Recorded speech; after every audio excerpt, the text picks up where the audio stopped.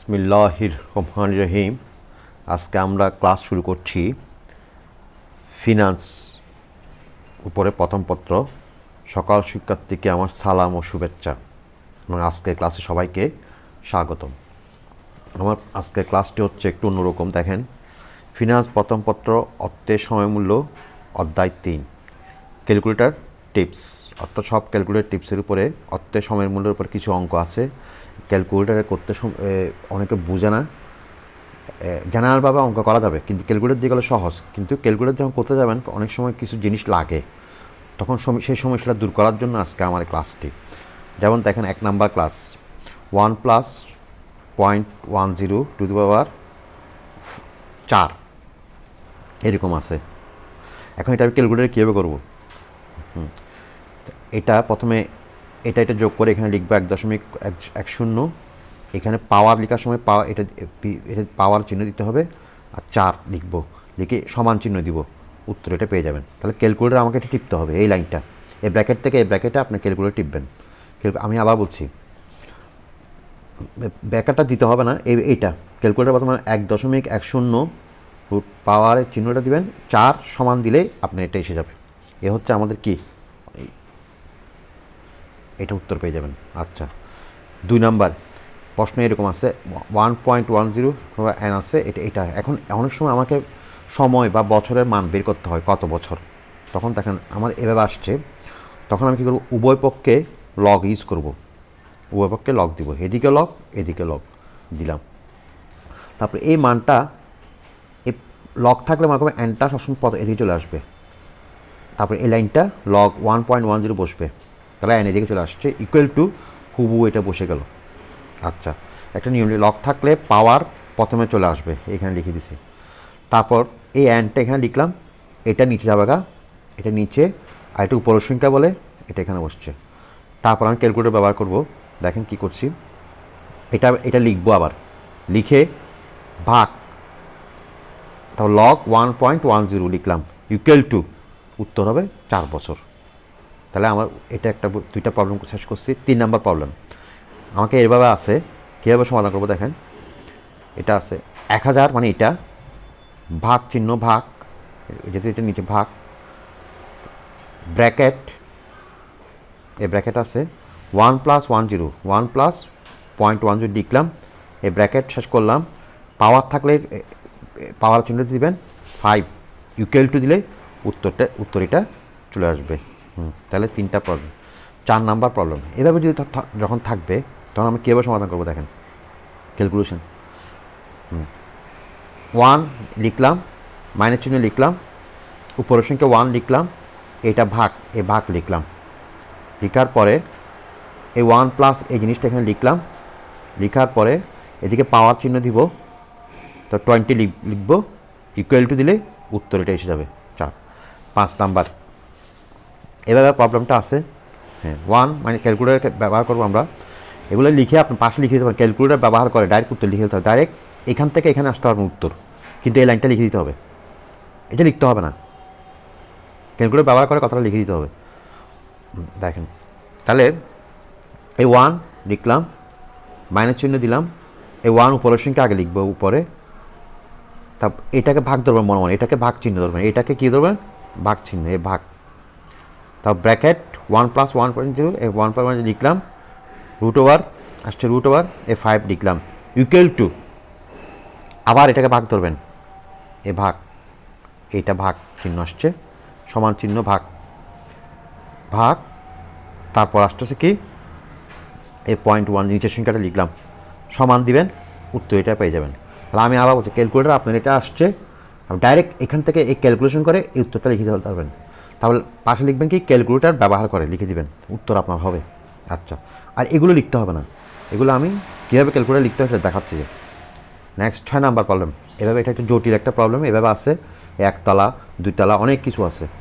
এভাবে থাকলে আপনি প্রথমে কী করবেন দেখেন, 9 12 108 আগে বের করে ফেলবেন, পাওয়ারটা এটা বের করে ফেলবো, এটা এক পাশে লিখে রাখবো। এবার কীভাবে করছে দেখেন, প্রথমে এখান থেকে ধরবো, নিচের লাইন থেকে ধরতে হবে। নিচের লাইন থেকে আমরা লিখতেছি 1 প্লাস, এই 1 লিখলাম, প্লাস উপরে এটার উপর লিখলাম 0.09 লিখলাম, ভাগ 12 লিখলাম, সমান পাওয়ার মানে এইটা, এখানে পাওয়ার 9 12 108 লিখলাম, সমান এই 1 মানে কোনটা এইটা, ভাগ answer equal to 1 minus answer equal to আবার গুণ 12, এই গুণ 12 এইটা 12 সমান আবার এটাকে ভাগ ধরবেন, এই লাইনটাকে ভাগ ধরবেন, ভাগ আবার 0.10 লিখব ইকুয়াল টু, এইভাবে করলে আপনি উত্তরটা পেয়ে যাবেন। ক্যালকুলেটর টিপস এটা, তবে এটা কঠিন বলে দিচ্ছে, এভাবে না করে সাধারণভাবে করলে ভালো হবে। এগুলো ক্যালকুলেশন ওইখানে করে নিজেরা পুরোটা করলে, এটা এবার এই সিস্টেম না করা ভালো, তবু আমি দিয়েছি জানার জন্য। আচ্ছা, এবার আসেন 7 নাম্বার পয়েন্ট।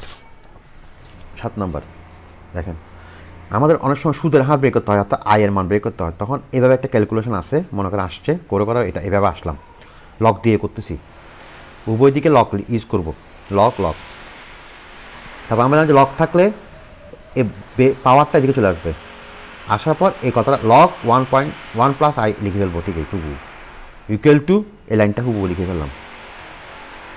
তারপর আমরা ক্যালকুলেটর টিপস করব। ক্যালকুলেটর টিপস কীভাবে করছে দেখেন,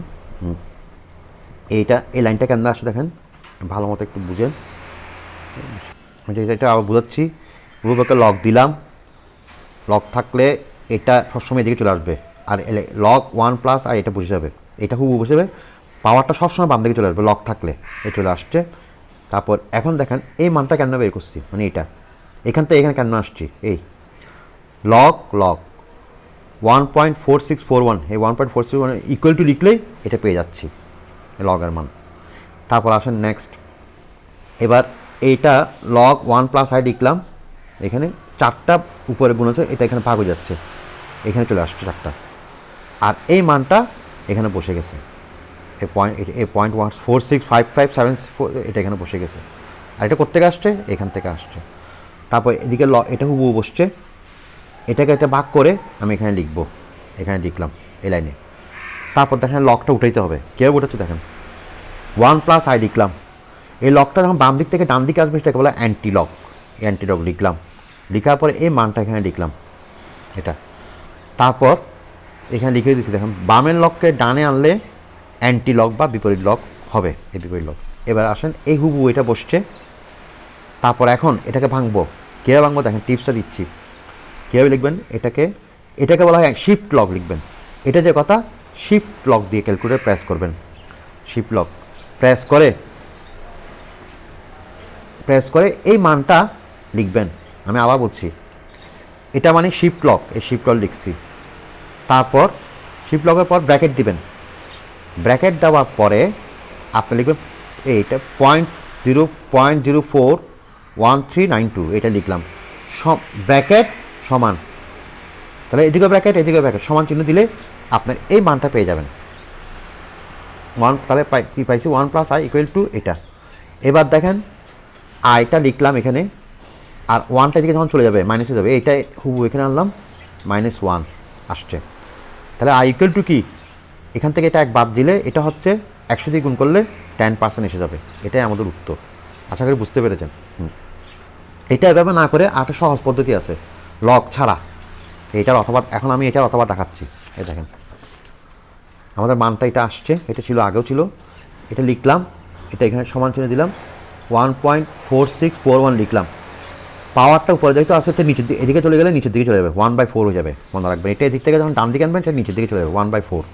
আচ্ছা, এটা হুবহু লিখলাম, এটা লিখলাম ইকুয়াল টু, এখন কেন আসছে দেখেন এই মানটা 1.10, প্রথমে ক্যালকুলেটর আপনি এটা লিখবেন, এখানে পাওয়ার আছে পাওয়ার চিহ্ন দিবেন, ব্র্যাকেট দিতে হবে, ব্র্যাকেট 1, এটা ক্যালকুলেটর পাবেন, এই অংশটা ক্যালকুলেটর একটা আছে, এটা কী আছে একটা, এইটা a⁻b/c, এটা এরকম পাবেন, দিয়ে 4 কোত্থেকে আসছে, এই 4টা আসছে, এটা আমি আবার বলছি, ব্র্যাকেট দিয়ে 1টা লিখবেন, তারপর এই বাই আছে না, বাই ইকুয়াল টু মানে এটা ক্যালকুলেটর শিফট কী পাবেন, এই জিনিসটা শিফটে পাবেন, এটা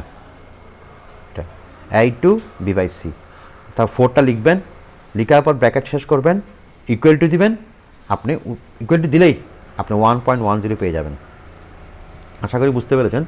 এই লাইন থেকে এই লাইন কেমনে আসবেন, এই ক্যালকুলেটর টিপস দিয়ে দিছি। আচ্ছা, এটা আমি আবার বলতেছি, এখান থেকে এটা এখানে লিখলাম, পাওয়ার দিলাম, ওয়ান ওয়ান দিলাম, ব্র্যাকেট দিয়ে লিখতে হবে ওয়ান, বাইটাকে বলা হয় যে ইন্টু, এটা ক্যালকুলেটার পাবেন, চারটা এখানে লিখবেন, ব্র্যাকেট শেষে এটা পাবেন। তারপর আমরা পাইছি কি এই মানটা পেলাম, এখানে লিখলাম, এই একটা দিকে যখন প্লাস ছিল এটা মাইনাস ওয়ান হয়ে যাবে, এটা ইকুয়াল টু এখান থেকে এটা মাইনাস করে 10 হবে, 10-এর সাথে 100 গুণ করবেন, সুদের হার বলে 110% এসে যাবে। আশা করি বুঝতে পেরেছেন। ক্লাসটি ভালো লাগলে সবাই লাইক শেয়ার করবেন। আশা করি সময়ের মূল্যের ক্যালকুলেটারসগুলো আপনাদের উপকারী হবে। আমাদের জন্য দোয়া করবেন। খোদা হাফেজ।